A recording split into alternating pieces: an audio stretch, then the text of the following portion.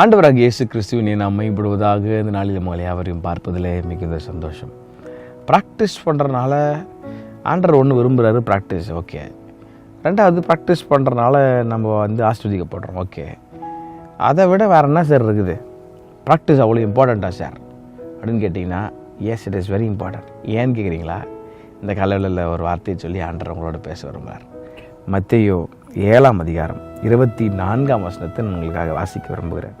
ஆகையால் நான் சொல்லிய இந்த வார்த்தைகளை கேட்டு இவைகளின்படி செய்கிறவன் எவனோ, அதாவது கீழ்ப்படிந்து ஒபே பண்ணி ப்ராக்டிஸ் பண்ணி செய்கிறவன் எவனோ, அவனை கன்மலையின் மேல் தன் வீட்டை கட்டின புத்தியுள்ள மனுஷனுக்கு ஒப்பிடுவேன்.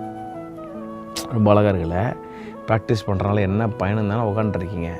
ஆண்டவர் சொல்கிறார், ப்ராக்டிஸ் பண்ணுறனால நீங்கள் எப்படிப்பட்டவர்களாம், கன்மலையின் மேல் உள்ள கன்மலையின் மேல் தன் வீட்டை கட்டின ஒரு ஸ்ட்ராங்கான ஃபவுண்டேஷனில் உங்கள் வீடு கட்டப்பட்டிருக்கிறதுக்கு அது காரணமாக இருக்குதான். யாருக்கு காரணம்?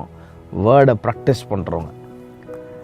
ஒப்பிடுவேன், பெருமழை சொரிந்து பெருமல்லம் வந்து காற்றடித்து அந்த வீட்டின் மேல் மோதியும் அது விழவில்லை, ஏனென்றால் அது கன்மலையின் மேல் அஸ்திபாரம் போடப்பட்டிருக்கிறது.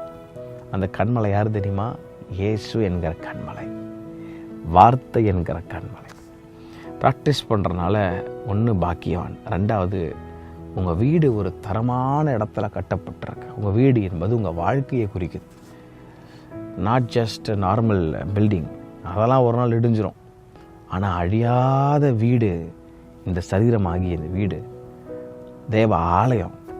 இது இயேசுவாகிய கல்மலையின் மேல் கட்டப்பட்டிருக்குமானால், கட்டப்படணும்னா வேர்டு ப்ராக்டிஸ் பண்ணணும்.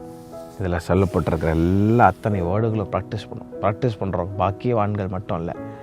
ப்ராக்டிஸ் பண்ணும்போது டோன்ட் கிவ் அப். கீழே விழுறீங்களா? எலும்புங்க. ஆண்டவரே, இது ப்ராக்டிஸ் பண்ண கிருபை தாங்கப்பா, கைக்குள்ளே கிருபை தாங்கப்பான்னு கேளுங்க. கதறி ஆண்டவர்கிட்ட கேளுங்க.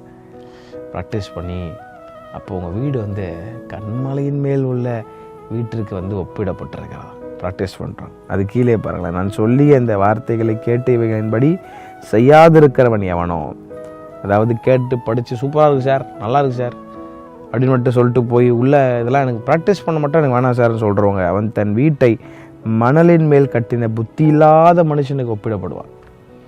ஆற்று மணலில் இல்லை ஒரு பீச் மணலில் ஒரு பெரிய வெள்ளம் வருதுன்னு வச்சுங்களேன், ராக்கில் இருக்கிற வீடு எப்படி இருக்கிறோம், இல்லை மண்ணில் கட்டப்பட்ட வீடு எப்படி இருக்கும், அது வாட்டர் அடிச்சுட்டு வாரி கொண்டு போயிடும். ஆனால் கன்மலையின் மேலே கட்டப்பட்டிருக்கிற வீடு அது ஒரு நாள் அசையாது. ஏன்னா அந்த ஃபவுண்டேஷன் ஸ்ட்ராங்கு. அதனால் ப்ராக்டிஸ் பண்ணுறனால என்ன பயன்?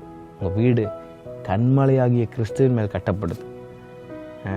Your house is built on the rock by practising the word of God. அப்போ அதனால் ப்ராக்டிஸ் பண்ண அவளாக அதை ஆண்டவர்கிட்ட கேளுங்க. கர்த்தர் யாரையும் ஆசீர்வதிப்பாராக. ஆமென்.